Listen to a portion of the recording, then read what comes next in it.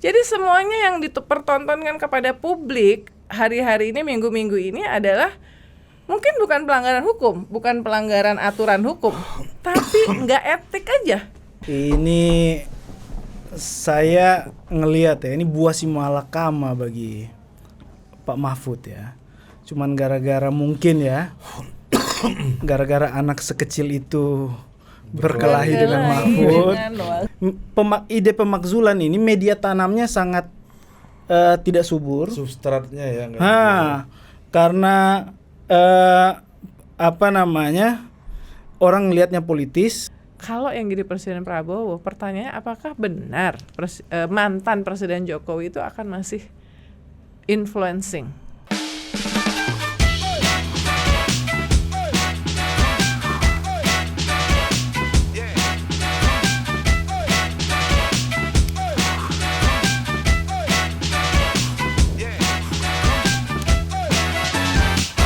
Oke, welcome to Tabel. Kanda, sabar dulu Kanda. Coba Dinda. Welcome to Total Politik. Gue tuh suka gitu tuh. Nelpon kadang-kadang gue telepon Budi. Di mana Dinda posisi? Atau enggak gini, Dinda, gimana dunia persilatan? Chief. Udah mulai spesifik deh orangnya. Tolong. Ya, dan sudah bersama kita ada 2 orang ya, yang satu senior kita. Ketum Uni Lubis. Pemret Iden Times. Karena udah keluar iklannya boleh panggil Tum lagi. Boleh. Jadi kan kita di Tor kan jurnalis. Jurnalis kok panggilnya Tum gitu. Iya. Yang ini agak mirip. Gue tadi cerita gue bilang, lu nasib lu agak mirip-mirip sama Bang Yoga ya, Viva Yoga Mauladi. Ya kan, ketua HMI tapi di Bali, Bos. Ceramah di Kuta, ya kan, Canggu. Kalau ini dulu Manado HMI, Bos. Ya kan, sama-sama juga berat. Dan Bali itu katanya kantor perwakilan HMI luar negeri ya, dunia itu di situ tuh. Nah, ini Ikram Mas Loman. Nah, kita langsung ke Ketum Uni dulu. Yoi, pasti. Ya kan. Ini gimana melihat perkembangan terkini ini kan? Misalnya tadi kan kita sempat singgung Ganjar mundur. Mahfud mundur. Tapi nggak mundur. Iya. Kan harusnya setelah ancam kan habis itu eskalasi naik terus nih. Saya akan mundur di waktu yang tepat. Nah, karena kalau saya tetap di sini akan menyengsarakan. Ternyata di Praitno juga nggak bisa nyebut menyengsarakan itu. Kita tes di Madura lain kan. Waktu berita itu muncul, link berita, saya WhatsApp ke Prof Mahfud. Tumben-tumbennya sampai detik ini dia nggak balas. Karena saya bilang, ini media juga ada yang nulis breaking news. Ya breaking news tuh kalau udah mundur duluan. Kalau baru rencana mundur, ya secara jurnalistik itu belum kualifikasi breaking news ya. Kan baru mau akan. Jadi memang agak lucu nih ya. Jadi saya nggak tahu apakah konteksnya waktu itu dia menanggapi omongannya Ganjar ya, capresnya kan, yang sebaiknya mundur apa segala macam. Tapi ya menurut saya, karena situasinya apalagi ngelihat dari debat pertama, debat kedua, ketiga sudah makin diametral ya, antara yang mendukung calon yang didukung Presiden Jokowi sama yang tidak di posisi 03 dan di 01. Ya mestinya itu harusnya mundur. Kita pernah bahas di sini ya. Misalnya PDIP ya. PDIP Ibu Mega misalnya waktu pidatonya yang mengatakan bahwa ini sudah seperti kekuasaan orde baru. Ya kekuasaan yang dia maksud kan Presiden Jokowi. I'm sorry to say, PDIP masih ada sekian banyak menteri kader PDIP plus proksinya PDIP ya. Yang juga diisukan mundur. Yang juga yang katanya kemarin diusulkan mundur apa segala macam. Jadi memang ini udah serba salah ya. Tapi misalnya saya dengar dari orang PDIP alasannya kalau kita mundur sekarang nanti pemerintahan makin nggak terkontrol apa segala macam. Mungkin itu alasan mereka ke saya, tapi ada alasan lain yang mungkin ya namanya di kekuasaan kan nyaman juga ya, dapat fasilitas, ini bisa memanfaatkan fasilitas bisa memanfaatkan fasilitas yang diterima sebagai menteri untuk tetap ada di situ, itu kan ya tolonglah kalau bisa sampai Oktober gitu ya, mungkin ada seperti itu. Tapi memang kalau melihat etikanya seharusnya mundur. Karena apa? Mereka udah berbeda pendapat kok partainya dengan termasuk pendukungnya dengan dengan presidennya ya, yang dalam hal ini adalah pemimpin kabinet. Bukan dengan Prabowo ya, tapi dengan pemerintah, dengan ruling government. Jadi bagaimana mereka? Ya saya bisa paham kalau ada kritik kepada Pak Mahfud ketika dia mengkritik pemerintah. Ya you still part of this government gitu ya. Lebih bagus ada di luar, lalu kemudian udah bawa data-data segala macam dalam posisi bukan sebagai menteri, bongkarlah semua data-data yang dia dapat sebagai ordal ya. Dia pernah menjadi ordal, pasti dia punya akses kepada data ya, termasuk soal pelanggaran, korupsi apa segala macam yang dia ada karena ada dia membawa PPATK misalnya ya kan, selama ini mungkin ada dapat data juga. Dia sempat bilang ada 349 triliun bla bla bla yang ada itu ya, yang nggak pernah ada ujungnya ya. Ya bongkar pada posisi sebagai cawapres. Nah, menurut saya itu yang real. Kemarin waktu debat yang Caimin yang soal energi ya, yang energi keempat ya, kan energi, lingkungan apa segala macam. Ya terus terang saya udah lagi nunggu nih kapan misalnya Gibran ya, ketika mungkin Caimin mengkritik soal reforma agraria soal lingkungan. Ya waktu itu kalau misalnya Gibran misalnya ngomong, ya tapi kan menterinya dari partai yang Bu Siti Nurbaya itu kan dari menteri yang Nasdem, partai yang mendukung Anda, selesai. Kicep langsung kan. Itu lebih beretika menurut saya ketimbang Gibran begini-begini nyari di mana profesornya gitu. Tapi dengan fakta-fakta. Gimana jawabannya, Mbak? Gimana jawabannya? Di maunya nyariin profesornya ada. Ya, itu menurut saya tidak beretika Gibran ya. Enggak penting gitu ya, karena gesture, menggunakan gesture yang menurut saya tidak pasti tidak mendengar kalimat ini Zahra Hendrik agak kecewa dan menyesal. Ya, tapi kan kalau semua fair, saya juga bilang kalau bicara soal lingkungan apa segala macam, penanggung jawabnya di kabinet sampai saat ini masih Nasdem, menteri dari Nasdem, Ibu Siti Nurbaya yang mendukung Anies dan Caimin. Jadi sebetulnya tuh harusnya tuh ngambilnya tuh di situ-situ aja gitu ya.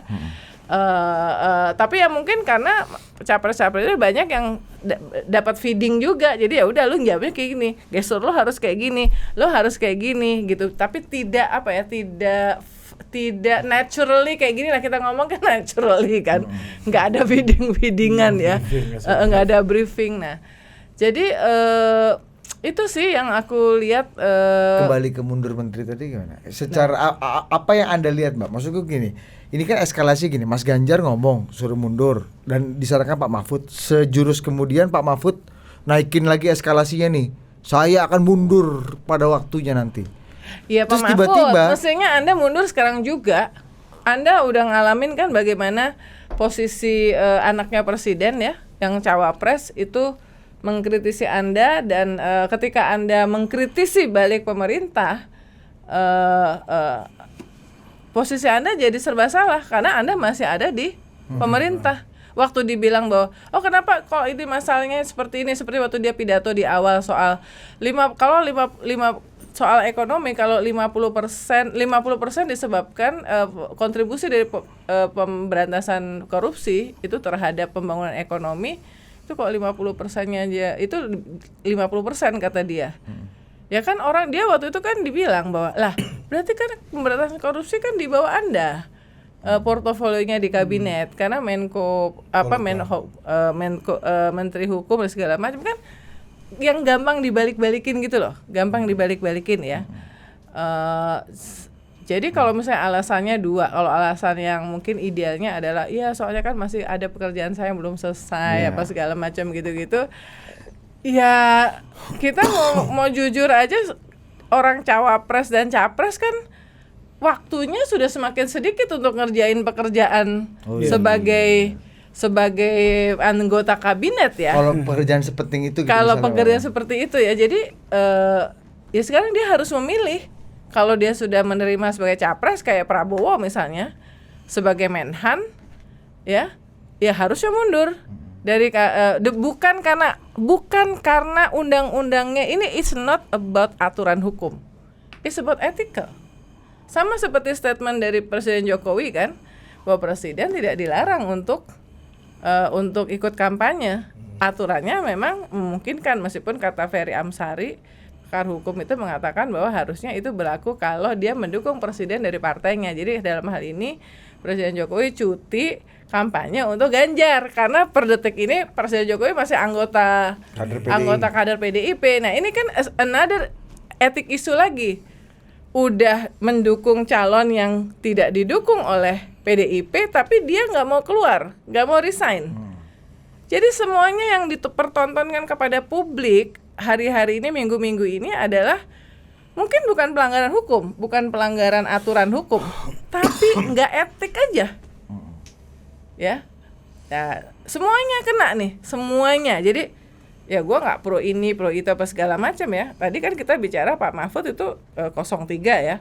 Sementara menteri-menteri yang pendukungnya Anies sama Caimin, Nasdem masih punya menteri di kabinet, ya kan? Mungkin diem-diem ya, tinggal satu lah ya, Bu Siti Nurbaya ya.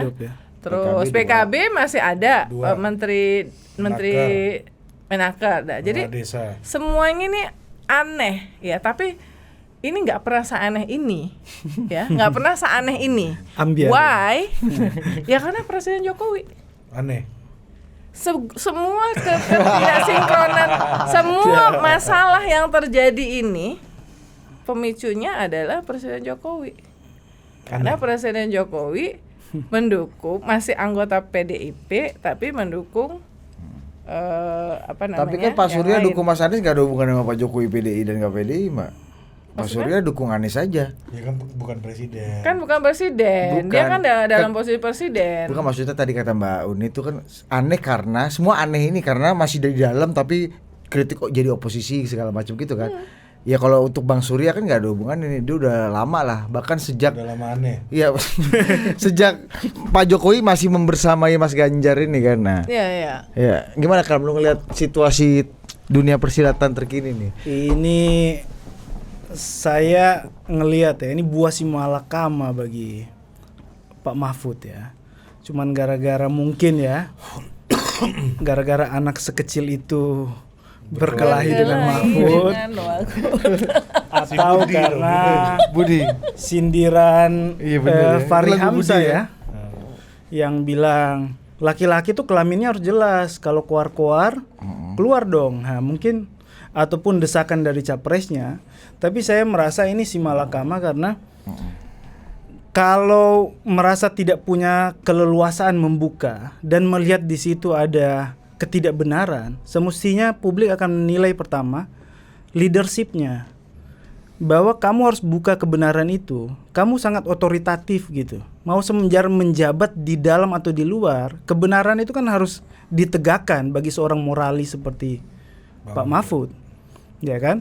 Kedua, secara timing ya, ini ibarat buku episode perjalanan Pak Jokowi ya. Di periode terakhir ini, Pak Mahfud ini udah hampir catatan kaki, tinggal daftar pustaka kayaknya. Kayaknya dari bab 1, bab 4 udah hampir selesai ditulis. Gitu. Udah ini tinggal pembimbing ya? Oh, udah tanda tangan. Jadi ini jadi agak ibaratnya kalau mau mogok makan, ini habis makan 3 piring ini. Baru mau mulai mogok makannya gitu. Jadi saya pikir kesalahan momentum ini juga harus lebih arif Pak Mahfud. Kalau Pak Mahfud mau buka aja data itu. Karena kan yang menjadi garantor Pak Mahfud ini bukan presiden aja. Walaupun menteri adalah petugas presiden ya, pembantu presiden, tapi dia dijamin oleh undang-undang. Kalau betul memang ada penyimpangan, kalau betul ada apa, dia ngomong dong ke publik. Bahwa saya sebagai orang tertinggi yang membidangi ya soal hukum, ini saya nggak sanggup karena ada yang menghalangi ini, ngomong gitu. Tapi ada spesifik, misalnya saya udah mengajukan pada tanggal sekian, hari sekian, tahun ini saya sudah memberikan catatan usul kepada presiden, tapi ternyata tidak dikerjakan. Apa sih usulnya apa? Iya. Usulnya apa? Terbuka aja sekalian terbuka aja. aja. Kalau perlu memonya terbuka aja, jangan sampai ketika ada banyak bobrok yang kemudian kalau pakai rantai hierarki birokrasi itu kan puncaknya di beliau nih soal terkait hukum dan sebagainya itu, kemudian merasa punya kebebasan ketika menanggalkan pakaian ini. Nggak boleh gitu dong. Kan ketika jabatan ini diberikan, maka kau dijamin oleh undang-undang dan menegakkan itu. Kalau tidak sepakat disampaikan aja ke publik, atau melepaskan, jangan karena punya celah kampanye. Ini kan orang melihat, oh ini karena kampanye nih. Oh kalau keluar nanti lebih banyak punya bahan. Nah ini buah si malakama kedua. Orang akan melihat bahwa keluarnya ini bukan soal kepentingan bangsa aja loh. Orang akan lebih solid, akan lebih mengapresiasi Bu Mega. Yang kata Pak Hasto banyak disuruh untuk mundur menteri-menterinya, tapi Bu Mega ngomong, jangan, karena itu ini agak aneh untuk juga ya. Mas Ganjar Pak Mahfudnya eskalasi naik, tiba-tiba Mas Hastonya bilang Bu Mega menahan aspirasi mundur. Nah ini kan beda dalam lagi. hal ini Bu Mega yang aneh. Di luar Kan maksudnya Bu Mega udah mengkritik-kritik kekuasaan, tapi di situ ada menterinya di situ. Harusnya gitu mensupport Mas Ganjar dan Pak Mahfud yang ingin mundur tadi. Dengan resiko bahwa misalnya udah nggak dapat akses lagi lah Demi ke bangsa informasi dan negara, dalam kata pemerintahan Pak apa segala macam. Tapi kan memang ini aneh gitu. Tapi kalau saya ngelihatnya beda. Saya mungkin Bu Mega punya semacam pandangan yang jauh lebih luas. Dia nggak mau misalnya ya, ini spekulasi saya, ketika keluar ini memperkeruh posisi perdebatan di ruang publik dan disimplifikasi hanya soal kampanye aja yang hanya berlangsung beberapa menit aja di bilik suara kan. Nah, jadi saya pikir ini semacam keluhuran politik yang dimiliki seorang Megawati. Dan gitu ya. Menurutku ya kalau soal Bu Mega itu lebih kepentingan PDI-nya, karena kalau keluar dari kabinet itu akan membuat loyal orang-orang yang suka Jokowi di PDI ini bisa makin goyang gitu. Mengkonfirmasi perpecahan atau talak tiganya antara Jokowi dan PDI. Ya mungkin gini. Ini kata Mas Hasto gini nih, aku kutip aja ya. Kalau menteri-menteri dari PDI Perjuangan, kami harus melihat bahwa kepentingan bangsa dan negara di atas segalanya. Jadi meskipun ada yang pernah mengatakan kami sudah siap angkat koper, tapi buat ibu kan stabilitas pemerintahan itu akan sangat penting. Bu Mega menangis. Kekunci barang ini semua dengan tasbih berwarna merah. Nah itu yang di Akbar Faisal. Ya itu kan itu kan memang selalu statementnya seperti itu. Sama mungkin ya, saya nggak tahu ya. Apalagi dengan perkembangan terakhir ya. You'll never know. Misalnya ternyata PDIP harus berkolaborasi dengan 02. Kan itu Harso juga udah ngirim hint-hint seperti itu ya. Ya kan? Itu gimana ya? Ya kan? Aneh juga, makanya saya bilang ini kan statement-statement yang kadang antara satu dengan yang lain itu saling bertentangan gitu ya. Iya. Saling bertentangan, jadi waktunya deket loh Mbak, antara Pak Ganjar, Pak Mahfud dengan Mas Hasto itu hampir bersamaan itu. Tapi aku heran sama mereka sebenarnya ngobrol nggak gitu kan? Iya gimana sih? Apa ada WhatsApp grup nggak sebenarnya? Iya, di belakang layarnya gimana sih Mbak? Ya? Dari info-info anolnya Mbak Uni ini apa sih? Tapi saya pikir gini, kalau tadi misalnya kita mau positive thinking ke Ibu Mega ingin tidak ingin mengacaukan menimbulkan instabilitas dalam pemerintahan kalau menarik mungkin 7-8 menteri PDIP plus proksinya beserta proksi kita pernah hitung ya, kita 8-10 kan. Karena itu akan menimbulkan masalah, pasti dunia internasional, media semuanya akan mengcover itu, reminding nostalgia ketika 14 menteri yang dipimpin oleh Ginanjar Kartasasmita menyatakan tidak bersedia untuk diangkat kembali di kabinet oleh Presiden Soeharto, dan banyak yang percaya sebenarnya lebih karena itunya Presiden Soeharto itu kemudian mundur karena merasa dihianati, kecewa, bukan karena bukan terutama karena mahasiswa. Kalau mahasiswa dia kirim tank aja udah mungkin pada saat itu, tapi dia kesel, ini lu tuh semua jadi orang tuh karena gua kok sekarang meninggalkan gua. Nah ini mungkin yang dibayangkan oleh wah ini bisa terjadi nih legitimasi kabinet. Masalahnya kita sedang tidak baik-baik aja. Tadi ekonomi, nggak cuma ya situasi dunia apa segala macam. Tapi Menlu kita paten nih Menlu kita. Elmunches ad interim. Nobel. Jadi Nobelnya itu mungkin bagian dari itu. Tapi saya sih berharap dan mungkin saya nggak sendiri. Kalau memang punya pikiran Nobel, pikiran yang demi bangsa negara, ya inline dong dengan statement-statement publiknya. Gitu loh. Oke, kita hargai Bu Mega dan saya sampai detik ini termasuk orang yang sangat Ibu Mega ini kalau bukan karena Bu Mega ini udah 3 periode nih Jokowi ini. Masuk nih ke periode ketiga. Tapi kan Bu Mega yang taat konstitusi kan. Jadi dia tuh yang megang banget. Tapi ya inline dong gitu loh. Inline dengan Nobel ini mulianya gitu ya. Niat mulianya. Nah, ini yang saya ngelihat tuh membingungkan gitu. Ya kita balik ke menyengsarakan. Ya, Bang, kalau Mbak Uni juga bisa tambahin. Maksudnya gini, ketika kita lihat Pak Mahfud soal data-data tadi itu menarik tuh, bukain aja data segala macam. Ini pernah terjadi loh. Kita akan bongkar mega skandal 460 triliun itu loh. Yang mana? Oh, yang Kemenq ya. 349 ya. Iya, 349. Iya, sampai bikin pansus ya. Bikin ini kan rapat terbuka di Komisi 3. Saya DPR katanya janjian jam 2. Tapi mereka minta jam 3 katanya kan.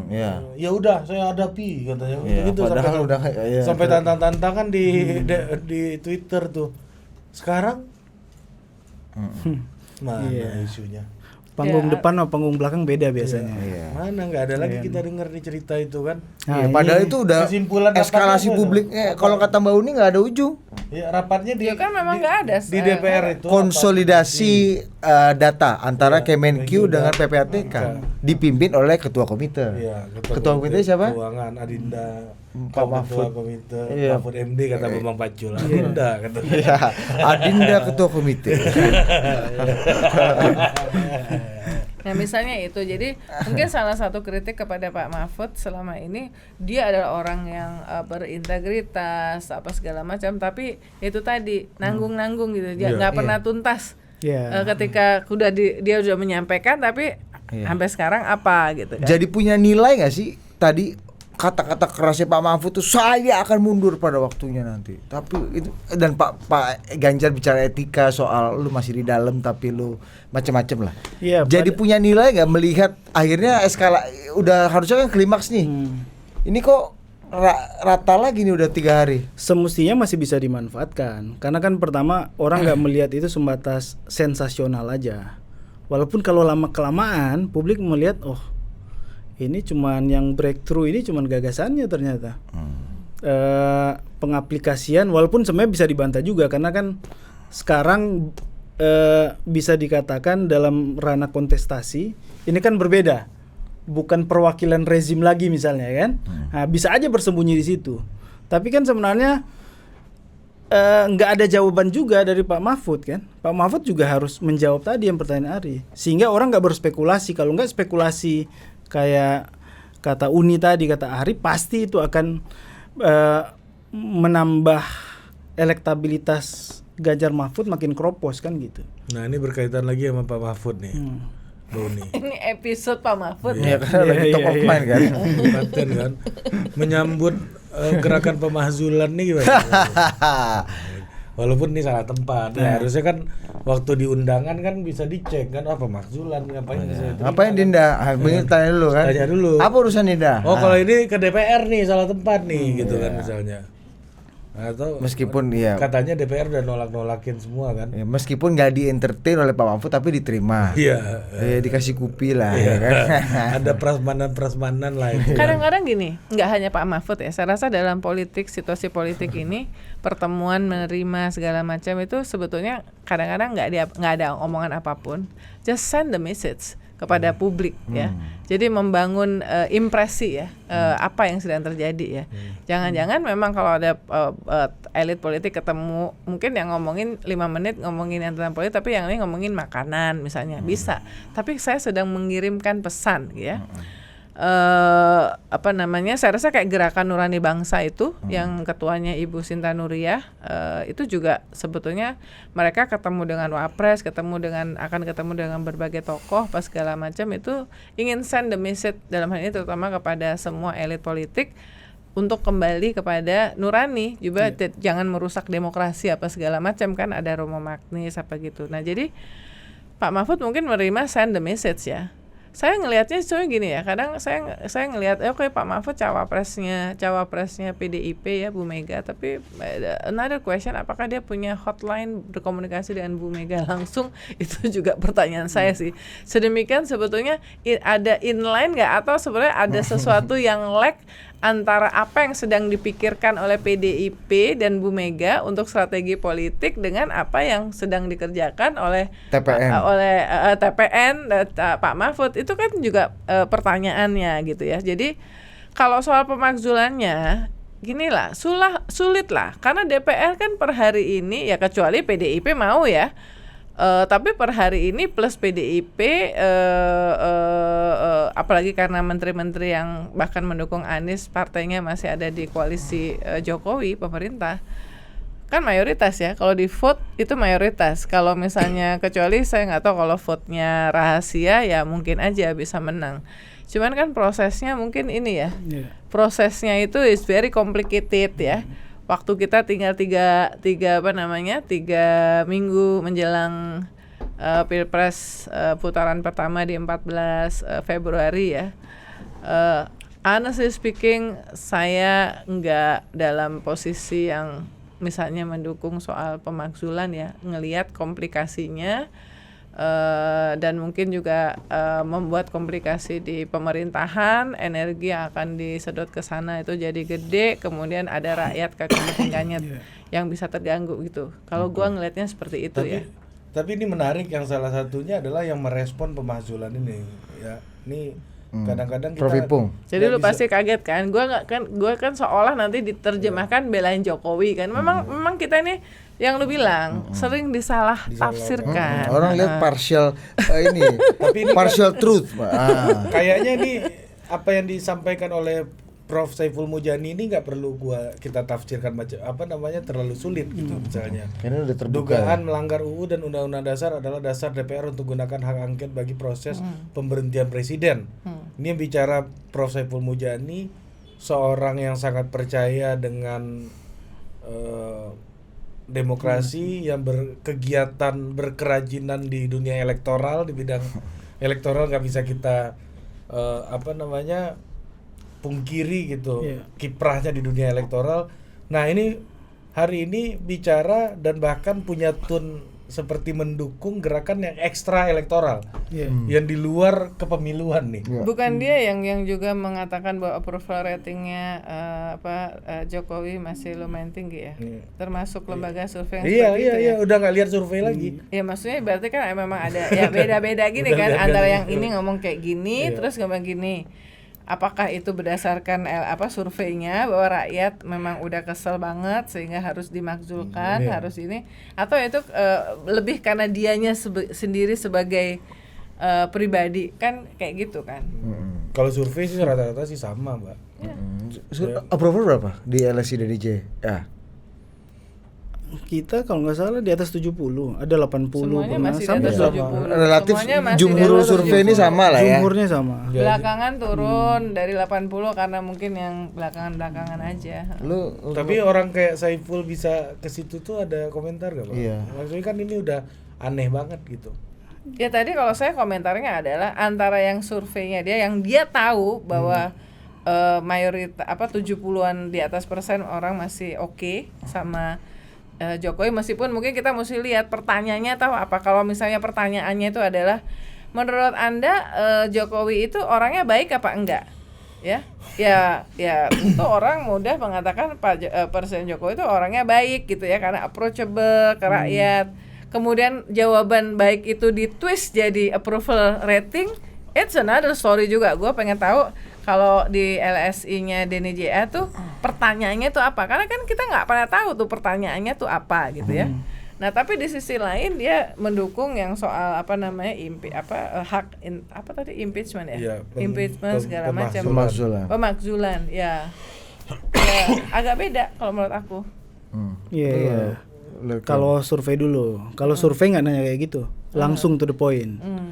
Apakah menurut publik ya tentang kepuasan atau keberhasilan pemerintahan ya. Jadi mereka tahu ini tentang pemerintahan. Kedua terkait kayak ini juga problem. Jadi presiden menurut Uni Lubis apakah seberapa berhasil Presiden Jokowi? Pemerintahan. Ya, gitu. Jadi lebih pemerintahan. Biasanya ada pertanyaan kayak gini juga. Yang pertama itu istilahnya apa itu? Apakah menurut Anda Indonesia masih berjalan di jalan yang benar? Oh iya, itu gitu juga ada. Itu biasa di cross tabulasi ya. Itu pertanyaan pertama tuh. Cuman turun ke kepuasan. Cuma memang terkait posisi kayak Bang Saiful Mujani tadi ya. Memang kalau posisinya misalnya kalau saya melihat sudah bagian dari jadi partisanship misalnya.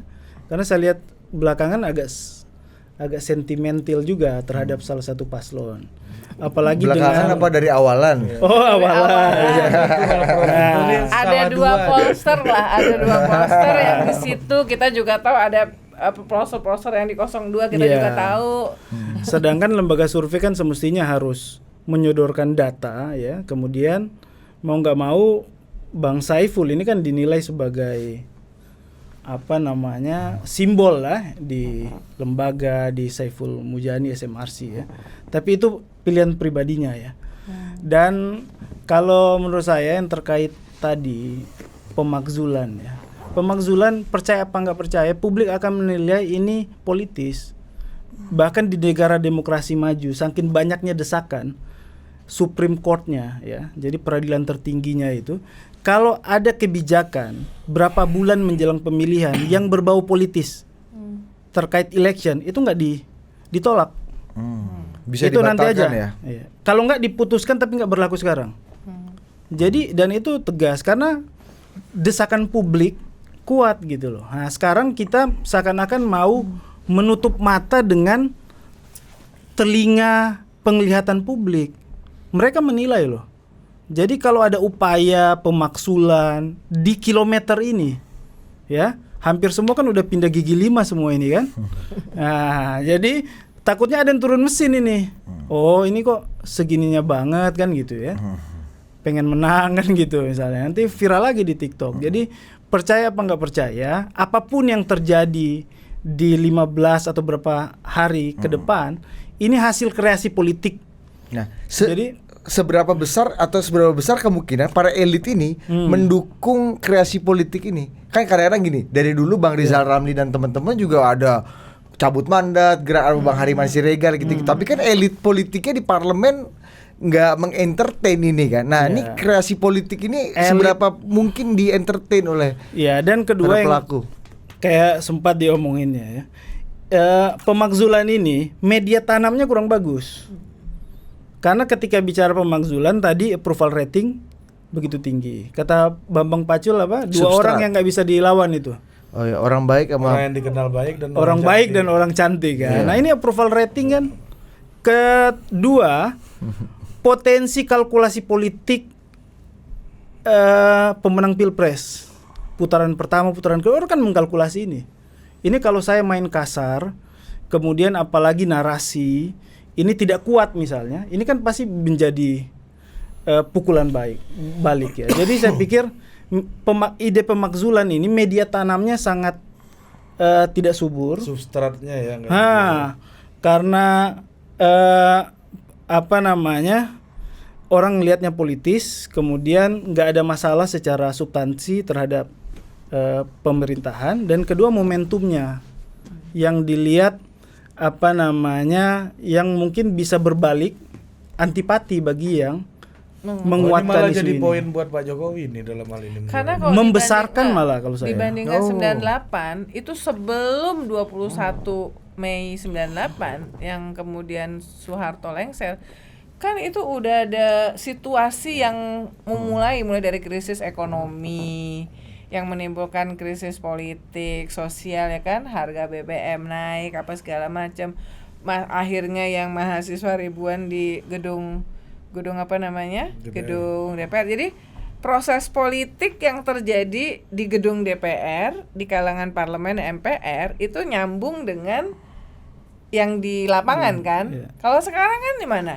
Semuanya kayaknya kecuali bahwa harga pangan tinggi apa segala macam, tapi kayak situasi ya tenang-tenang aja gitu ya. Saya nggak tahu, mahasiswa katanya bagiin 25 juta flyer apa segala macam, ya beda gitu loh. Jadi saya akhirnya melihat bahwa benar, aku setuju sama kamu, ini terlalu deket menimbulkan komplikasi baru yang mungkin justru akan berakibat tidak baik gitu. Gitu. Gue udah kayak pro Jokowi banget nggak? Gue apa bingung lu hari ini apa nih, Bang? Tapi kalau bicara call to action ya, call to action dari at least kita kembali lagi tuh 4 lah. Pak Mahfud menerima pemakzulan dan ada gerakan pemakzulan ini makin banyak. Gue lihat baliho-balihonya juga ada tuh, spanduk-spanduknya di mana-mana. Call to action kedua adalah call to action kedua dari Mas Ganjar yang meminta Pak Mahfud juga mundur. Call action ketiga Pak Mahfud yang udah bilang akan mundur pada waktunya. Dan call to action keempat dari Pak Hasto yang menahan ini bahwa Bu Mega meminta mereka semua tidak mundur gitu. Membingungkan. Yang kelima ada lagi Pak Jokowi mau ngajak Bu Mega ketemu. Nah, itu lebih enggak ini. Iya. Itu gua kalau itu kebenarannya belum jadi, tentu tuh. Lebih absurd lagi udah dibantah sama istana kan. Enggak, Hari Dwi Payana kan. Bahwa maksudnya enggak ada permintaan dari Pak Jokowi untuk bertemu dengan Bu Mega, bukannya udah dibantah tuh. Iya, tapi sempat dihembuskan isu itu dan dipercayai gitu. Ya, secara strategi politik ya. Kalau isu nggak bisa dilawan, maka jadikan isu itu kehilangan relevansi. Misalnya kayak Ari seorang moralis menghina Budi ya, soal religiusitas Budi nggak sholat gini. Ya, nggak perlu diklarifikasi Budi ini bermoral juga, nggak usah. Taruh aja Ari sesuatu, misalnya ada botol apa di situ atau di belakang ada siapa, maka relevansi Ari ini hilang. Moralitas ini ya. Nah, caranya adalah agar campaign ini tetap bertahan, ya betul tadi harus dipertahankan. Jadi sebenarnya narasi yang dibangun tadi Pak Mahfud, Ganjar yang menghilangkan relevansi itu Pak Hasto. Dan langsung, secara strategi ini sangat kacau ya. Gitu. Apa maksudnya apa ya? Gue jujur deh, gue nggak ngerti. Gue nggak paham itu, Ri. Asli deh. Gue suka istilahnya Ikram. Apa? Secara strategi kacau. Gak, maksudnya gini. Kalau mau mundur, ya persiapkan betul-betul, narasinya diperkuat dan pastikan satu suara semua. Dari bawah kan sampai atas. Jangan sampai ada gangguan.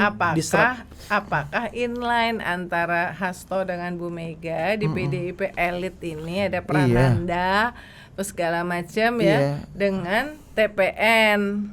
Ini strategi apa salah komunikasi apa ternyata langsung dikoreksi gitu? Atau di dalam tubuh di sana memang nggak satu, strateginya beda. Ada yang pengen betul-betul mempercepat proses sampai terpilih jadi presiden, ada yang sudah menghitung mungkin nih kilometer saya udah begini nih, kita harus jaga-jaga. Menurut gue termasuk orang yang kalau nggak jadi menteri sebenarnya dia nggak apa-apa karena dia datang dari orang yang sederhana apa segala macam, nggak terlalu tergila-gila lah sama semua fasilitas ini ya. Tapi kita nggak tahu menteri PDIP yang lain ya. Aduh katanya misalnya Pak Loli ini aduh kalau Pak Mahfud mungkin siap dengan menjadi orang biasa. Siapa sih Pak menteri PDIP itu? Pak Loli, Bu Bintang, Bu Risma, Bang Mas Pramono Anung, Mas Pram, Pak Menpan RB, Pak Anas, Mas Hendy, belum proksi ya. Proksinya Pak Arifin Tasrif, dibilang-bilangnya katanya ya kan Pak. Banyak ya. Ayo terus siapa lagi Yang pernah jadi Pak, pernah disebut punya punya kartu kan Pak Basuki, ya kan. Terus yang datang kemarin lah di acara tanggal 10 ulang tahun PDIP yang berani datang ke sana itu kita anggap sebagai ya mungkin berani mengambil risiko untuk datang lah. Ada Teten, mayoritas ada kabinet ya. Tasrif, ya. Pada saat itu Bu Menlu nggak di Jakarta, Bu Sri Mulyani, tapi ngikutin virtual dan di-mention di pidatonya Bu Mega kan. Ini sahabat saya lama gitu kan. Gitu. Artinya itu, Prof. Kita bisa identifikasi itulah menteri dan proksi ya, karena PDIP. pada saat situasi bahwa semua orang harus berlomba-lomba untuk menunjukkan loyalitasnya kepada Jokowi dan Prabowo, menteri-menteri ini berani untuk hadir di acara PDIP, acara HUT-nya PDIP, yaitu kita bisa identifikasi lah. Korelasi elektoralnya gimana dari kekacauan ini? Kita lihat ada masih kepercayaan satu putaran, ada juga yang bilang bahwa ini stagnan gitu. Lu membaca secara elektoral gimana, Kram? Efek dari tadi nih, yang kebingungan yang unilubis bingung ini gimana masyarakat, bos, ya kan? Kalau saya melihat malah ini kepiawaian Pak Jokowi, kalau saya melihat, karena mungkin kondisi ini sudah menjadi setting awal dan semua pada posisi yang dilematis tadi, yang tadi disebut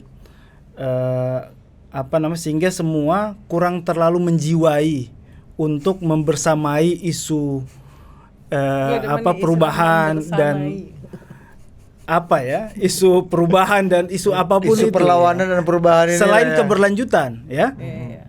Saya pikir Pak Ganjar juga apalagi dilematis, apalagi timingnya sudah tidak memungkinkan, apalagi dengan harus mundur baru membuka data-data, begitu juga Nasdem dan PKB gitu ya. Jadi pendadakan gitu. Iya. Secara elektoral bagusan mundur apa kagak, Bro? Kenapa? Secara elektoral bagusan mundur apa enggak? Kalau mundur memperkuat iman politik pemilihnya kalau saya. Tapi kalau menarik pemilih baru itu belum otomatis ya.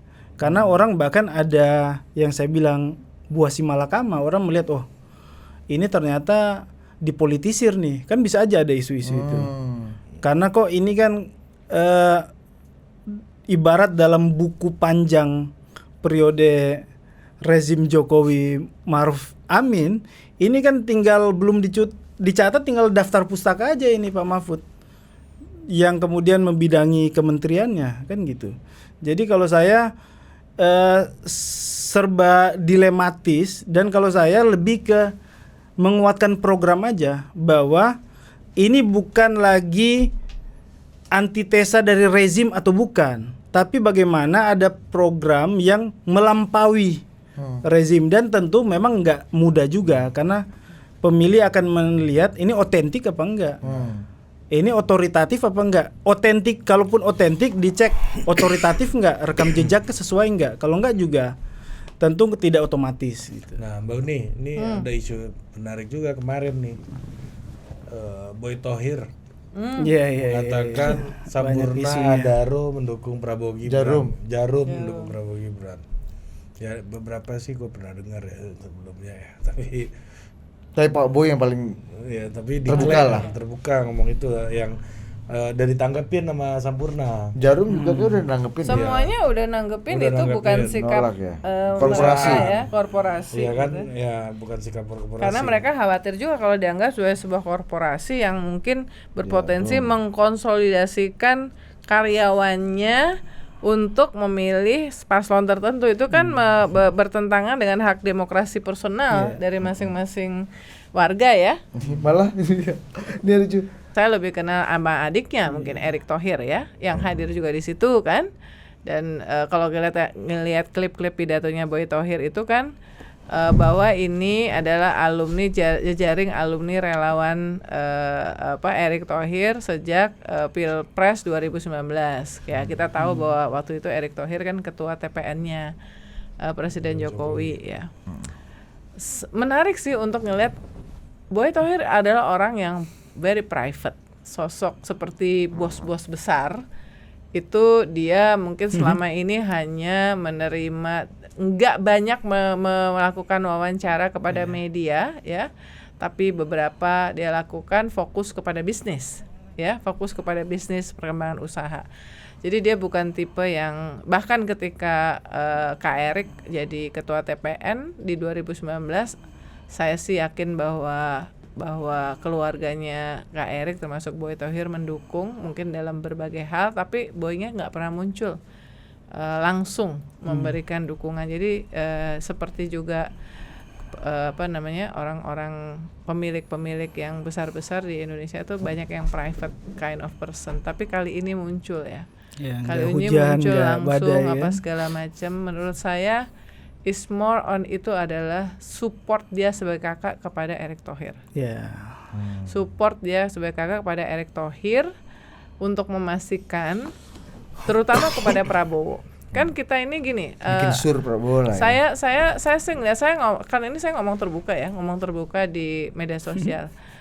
Kalau ternyata presidennya yang terpilih ada Prabowo, kita tahu bahwa bagaimana dukungan Presiden Jokowi lebih karena juga ingin masa depannya after pemilu dan anaknya, makanya sampai ngebela-belain anaknya, membolehkan anaknya jadi cawapres meskipun dikritik sejuta umat.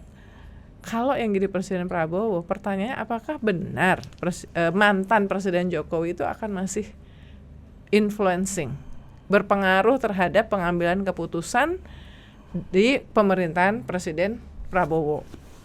Pertanyaan berikutnya, berapa banyak sih orang yang bisa dititipin sama Presiden Jokowi untuk menjadi anggota kabinet dari Presiden Prabowo? Kan nggak banyak. Waktu Presiden Jokowi jadi presiden aja kan nggak terus separuh dari kabinet isinya dari PDIP semua kan, enggak. Karena kan Pak Prabowo pertama harus memikirkan orang yang selama 20 tahun ini udah berjuang sama dia.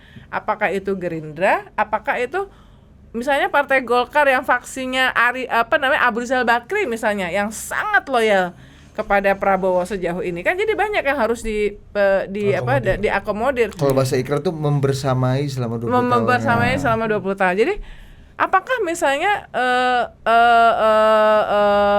Erick Thohir bisa masuk dari jalur Presiden Jokowi? Mungkin juga enggak. Mungkin tapi mungkin dia bisa masuk dari PAN, karena kita tahu bahwa bagaimana hubungan antara Erick Thohir dengan PAN ya. PAN ini paten juga berarti untuk Erick Thohir nih. Nah, dia menitipkan posisinya di situ ya. Nah, jadi saya rasa Boy Thohir akhirnya harus muncul langsung. Itu is more to support adiknya Erick Thohir untuk menunjukkan kepada Prabowo, bukan kepada Jokowi ya, kepada Prabowo next presiden next yang dianggap potensial untuk menang satu putaran. Itu kami bekerja keras, kami mensupport, ini kontribusi kami untuk kemenangan Pak Prabowo. Tapi itu bisa juga nggak internal competition ya, dibaca ini adalah upaya untuk memulihkan saham Erick Thohir yang sempat tergerus dalam proses kandidasi yang bertarung sama Gibran gitu. Dan ada juga kabar, entah bisa dikonfirmasi apa enggak, tapi beberapa kalangan bisnis justru kembali melihat perjalanan Prabowo Hashim dengan Pak Boy 20 tahun silam ketika Adaro, membangun bisnis Adaro, bahwa ada hal-hal yang ternyata dulu pernah unfinished gitu. Dan ini lagi-lagi kuncinya tadi kata Ari, memulihkan saham yang terkoreksi. Karena nih problem agak berat di barang ini gitu. Di 08 nih problemnya agak berat. Masa lalu dan masa kini nih ya. Beban-beban agak banyak di sini nih. Artinya effortnya harus lebih gede. Artinya harus ditunjukkan, kegagahan harus ditunjukkan. Setuju. Jadi kita lihat kan implementasinya yang jelas adalah kemudian ketika ada acara yang dengan ojol-ojol itu, yang dua roda ya kan, itu saya ngelihat itu di situ di panggung Erick Thohir ya. Yang kedua adalah yang itu pertemuan alumni Amerika. Setidaknya dalam waktu sangat dekat kita melihat dua acara yang sebetulnya saya membacanya itu adalah upaya dari pendukungnya Erick Thohir dan tentunya Erick Thohir sendiri untuk memberikan kontribusi lebih signifikan dan membuktikan itu kepada Prabowo, bukan kepada Presiden Jokowi. The Dan next ini sangat presiden. wajar. Ini strategi yang sangat amat wajar ya. Ya kalau dia memang benar-benar ingin, saya rasa semua orang yang pengen nanti di pemerintahan berikutnya itu juga ikut ya, katut ya, mau jadi menteri misalnya ya, minimal jadi menteri ya, itu adalah keharusan, hal yang wajar yang dia lakukan. Erlangga Hartarto juga melakukan kan, belakangan kan dia juga bikin acara-acara yang untuk Prabowo ya. Dan kemudian Zulhas juga untuk PAN melakukan ya. Jadi 3 partai yang paling enggak masih ada ininya lah di kubunya Prabowo, yang masih ada amunisinya lah. Sementara partai-partai yang lain, mungkin Demokrat yang menurut saya tuh masih enggak terlalu, dia lebih mempromosikan Partai Demokrat dan AHY di kegiatan-kegiatannya. Meskipun dan SBY. Jadi baru belakangan lah sekaligus kita kampanye untuk 02, tapi kan kalau kita lihat misalnya gini lah, kalau kita lihat misalnya di Instagramnya tokoh-tokoh itu aja, seberapa banyak sih dia misalnya mengkampanyekan capres dan cawapresnya, dari situ kita akan lihat, ketimbang mengkampanyekan diri dan partainya, di situ kita akan lihat seserius apa dia sebetulnya ya. Sementara partai-partai yang kecil-kecil yang lainnya ya mungkin nggak cukup punya amunisi untuk membuat kegiatan-kegiatan besar ya. Itu kalau melihat Boy Thohir, Erick Thohir total ke Prabowo ini itu kayak ngelihat foto kawan kita yang jalan-jalan ke luar negeri sama istrinya ini, Bos. Kenapa? Makin jauh jalan-jalannya, problemnya makin berat. Gede ya. Makin terlihat mesra. Iya, makin berat problemnya. Ini mau kehidupan nih. Jadi ongkos untuk pemulihan saham ini agak lebih tinggi. Recovery. Kalau Mbak Uni bilang 2019 Pak Boy ada di belakang layar dan nggak tampil. Meskipun Sekarang saya yakin mensupport juga mungkin secara material ya, namanya juga adiknya jadi ketua TPN dulu, tapi belakang layar. Kalau sekarang udah masuk ke depan udah ini kan. keluar. Dan kemudian ini kayak dan statementnya kan viral. Karena statement yang dipilih kontroversial kan. Di ruangan ini berkumpul sepertiga dari kekayaan wealth ya Republik ini. Itu kan saya nggak tahu apakah dia sengaja atau tadinya bercanda ya. Tapi yang jelas itu bukan pertemuan tertutup karena ada kemudian yang meliput ya nggak. Saya nggak tahu ya. Tapi ya itu muncul di mana-mana.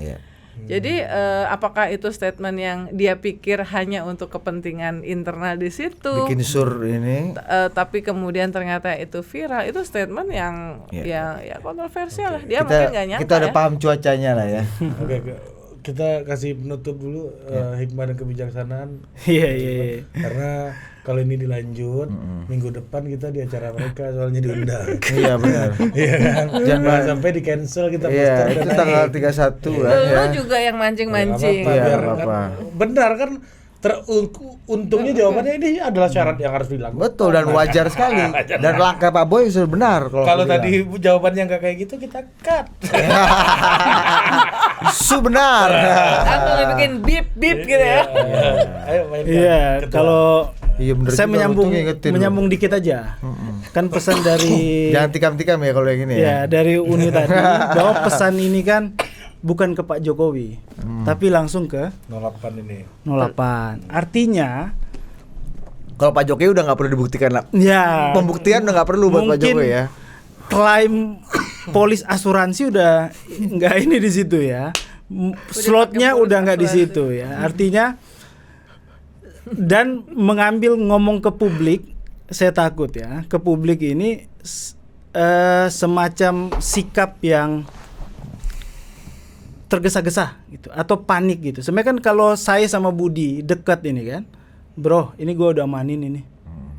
Dan para politisi atau para kandidat sekarang udah tahu mengkalkulasi budget dalam kampanye. Misalnya saya udah kontak Budi, nanti Budi mainkan di sini nih. Oh, ketahuan tuh besaran dan sebagainya ketimbang klaim di media misalnya.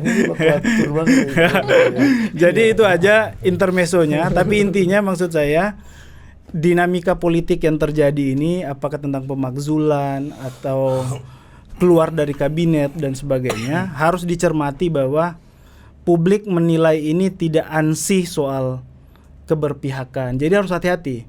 Jangan sampai publik menilai sebaliknya. Publik menilai ada upaya politis aja hanya semata-mata untuk disimplifikasi sebatas suara ya kan gitu. Jadi kalau saya itu aja singkat. Kakak Ari, Kakak Budi. Aku boleh nggak nanya satu pertanyaan aja ke dia ya? Boleh, mana berani kita. Apa namanya? Membersamai ini kan. Ada yang melihat bahwa sampai level menteri-menteri itu turun ya untuk kampanye apa segala macam, terutama di 02.